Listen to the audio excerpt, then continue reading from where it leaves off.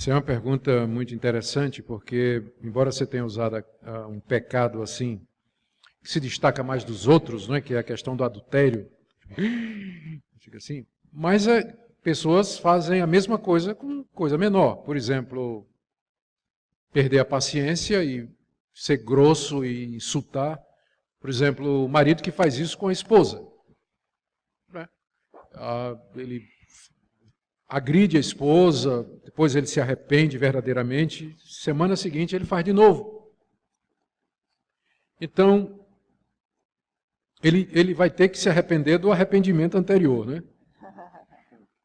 O arrependimento, ele não garante que a partir do ponto de arrependimento a pessoa se tornou perfeita. Porque pecadores arrependidos ainda pecarão. Por isso que Lutero disse que o arrependimento é um estado constante. Porque nós vamos continuar pecando, mesmo arrependidos que estejamos. Então, o arrependimento ainda não é a glorificação. A glorificação é quando nossos corpos serão transformados na vinda de Cristo, ou ressuscitados se estivermos mortos, e nós teremos o mesmo corpo e a mesma natureza de Cristo. Ou seja, a natureza incorruptível e não pecaminosa. E só então nós não vamos precisar mais de arrependimento, porque não haverá mais pecado. Mas enquanto nós estivermos aqui, o pecado continua sendo, infelizmente, uma possibilidade na vida do crente, mesmo aquele que está arrependido. Ele devia ter vergonha na cara, pensando no seu caso, devia questionar o arrependimento verdadeiro dele, se foi arrependimento, e deveria procurar ajuda a respeito desse tipo de questão, da mesma forma que o marido que fica agredindo a esposa.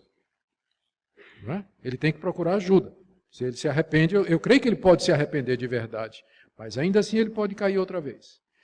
O pecado entrou de maneira tão profunda em nossa vida que o arrependimento ele tem que ser seguido de ajuda e de todo um trabalho de recuperação para que nós não venhamos a cair outra vez. Isso pode acontecer com um crente verdadeiro.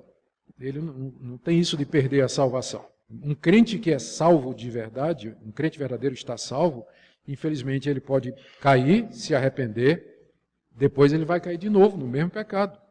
Pode acontecer.